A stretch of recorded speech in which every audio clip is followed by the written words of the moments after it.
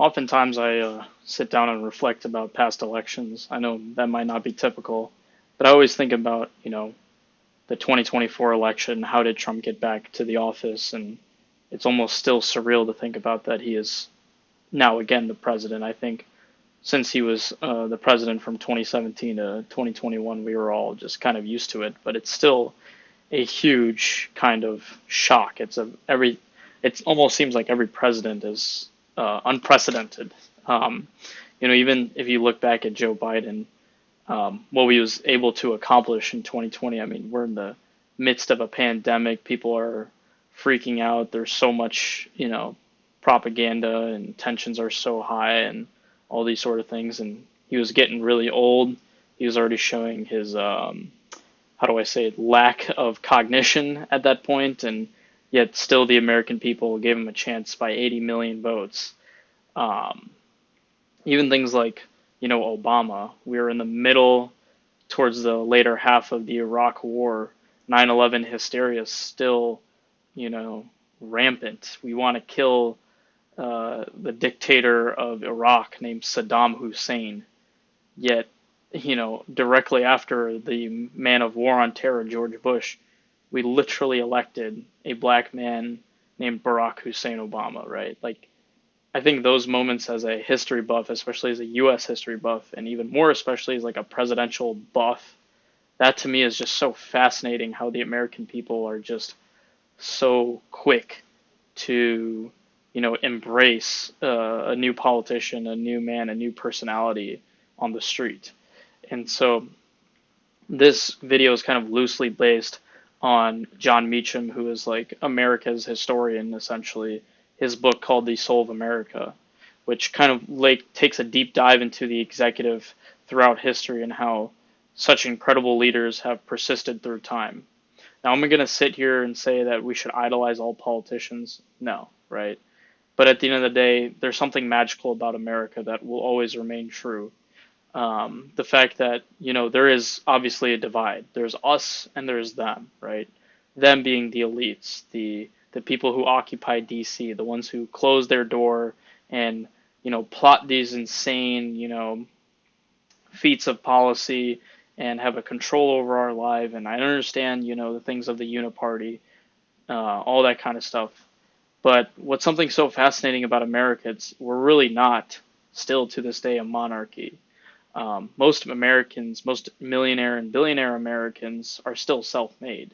The prospects of the American dream are still alive, and though that may not feel like it, it's still overglaringly apparent that yes, our founding fathers were then themselves not the most, you know, well-to-do nepotistic people.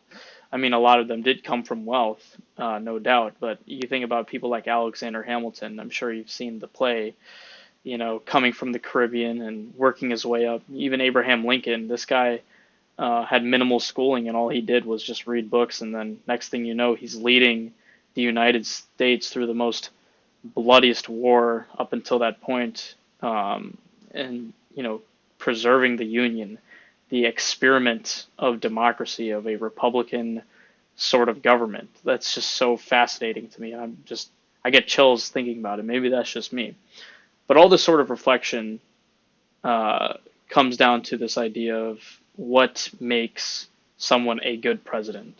A lot of political pundits, a lot of political scientists will talk about it, that sort of intangible thing, right? We've talked about, prospective politicians. Oh, what about Bernie Sanders? What about, Ron Paul or Rand Paul, or at least people like me? And the growing consensus is, why wasn't this person successful? He had the drive, he had the skill, she was smart, she was, had the grades to back it up. She went to this law school and she has this kind of experience. And, what people will end up saying is when you keep pushing on it is, well, she or he just didn't have it. And so today I'm going to kind of break down what it is, and I think this is distinctive of two roles, the president and by proxy a Supreme Court justice. I have nothing but respect for the Supreme Court. I think it just takes sheer, for lack of a better term, balls to sit up on that court and read these life-changing court decisions that by proxy, by virtue, impact everybody and future generations, and to take apart these very small words that make up our Constitution and to extract meaning out of it is just something phenomenal. But I say by proxy because obviously Supreme Court justices are chosen by the president. And, working in Congress myself, a lot of Congress people do have it. A lot of Congress people do. A lot of presidents do come from Congress. Think Obama, think Lincoln, and such and so forth. But I will tell you what, you don't have to have it to win a congressional seat. And what I mean by it, for lack of a better word, is that idea of charisma. But charisma is such an umbrella term, it can encompass so many things. So this video, I wanted to break that down. I think regardless of your political ideology, charisma has no set political, ideology, right? It's not like, well, someone who's charismatic is someone who's progressive. Well, someone who's charismatic is a capitalist or free markets. No. And I think Donald Trump is a great example, right? For a long time, he was a Democrat. He ran under the Reform Party in 2000. Many people might not know that. One of the policies of the Reform Party actually was healthcare for all. And, seeing Donald Trump of today is funny. And even comparing Trump 1.0 to 2.0, the drastic differences in his outlook and his policies is something that is at least will go down in the history books for sure.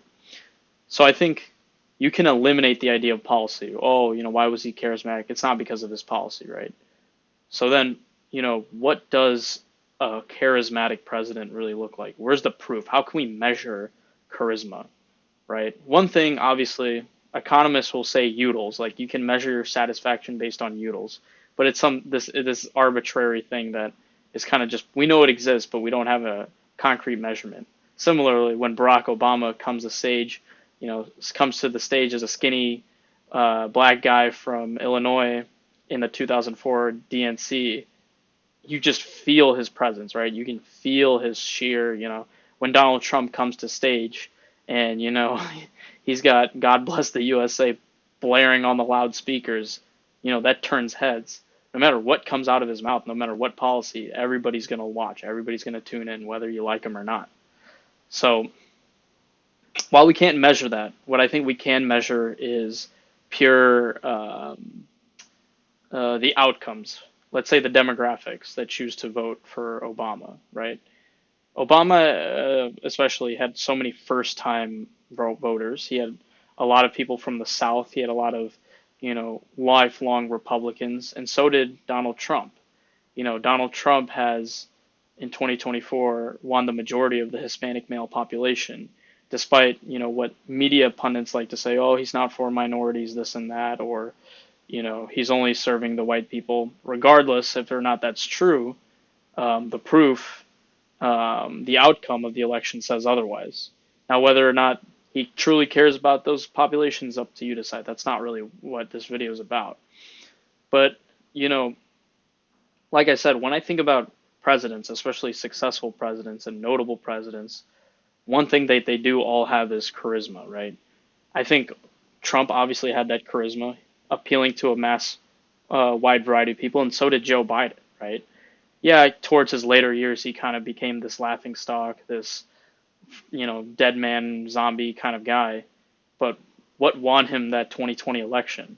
He was going against a lot of candidates in 2020, and what won him that election was simply for the fact that he was that kind of reminder of normalcy, right? He was that feel good, you go to your grandpa's house and he treats you, takes you to the candy shop, that kind of feeling. And for a lot of people, that stuck with them. Same thing with Obama, this idea of just a fresh face. How do I shake up the body politic? And you just can keep going back, forth, and back, forth. And there's just something about these presidents, especially successful presidents and presidents who win big. It's not perfect, right? There are obviously stinker presidents out there. But from Reagan to FDR to LBJ, on the note of LBJ, I found it very compelling in the book Soul of America, as I mentioned earlier, describing the scene of Lyndon B. Johnson talking to Governor Wallace of Alabama about desegregation, and him in the Oval Office sitting on his chair all high up while Governor Wallace is just looking up at him. That sheer power dynamic. is something that LBJ just was masterclass at it. Do I think LBJ was a great president? No. Do I think any president was a perfect president? No. Even George Washington had his flaws. His biggest flaws being that he had the political will and the knowledge that slavery was wrong, but he didn't choose to do that over fears of keeping the Union together. That's a story for another day. But all in all, I think you can look at Alan Littman and see his keys to success. You could look at the polls and all that kind of stuff and the economic indicators and all that kind of crap. But at the end of the day, this force of sheer charisma, and I wish we had a better word that encompasses more things because it is essentially a buzzword, that force of just sheer and utter charisma, that when that person walks in the door, everybody turns their heads, everybody listens, everybody pays attention, regardless if you like them or not. That's the secret. That's the secret. But it's not like you have to be born with it. I really don't think so either, right? A lot of entrepreneurs have, like Trump himself, he's like, oh, you got to be born doing the art of the deal. I don't think so. I think what real charisma is telling yourself that, hey, and I'm putting myself in the perspective of a candidate, a presidential candidate, to say, hey, look, I'm charismatic because I'm not afraid to be myself. It's not that I'm good. It's not that I'm a good actor, that I'm playing a facade. It's just that I'm very confident with who I am. I really care about putting my most authentic image out there, and nothing's going to deter me away from that. That is what makes a leader charismatic, and that's what gives you national appeal. And in many times, the most charismatic people are the ones who don't want to run to office. The best presidents are the ones who kind of stumble their way across to it. It's not like a calculated thing. Donald Trump is, of course, an exception. I made a video about that.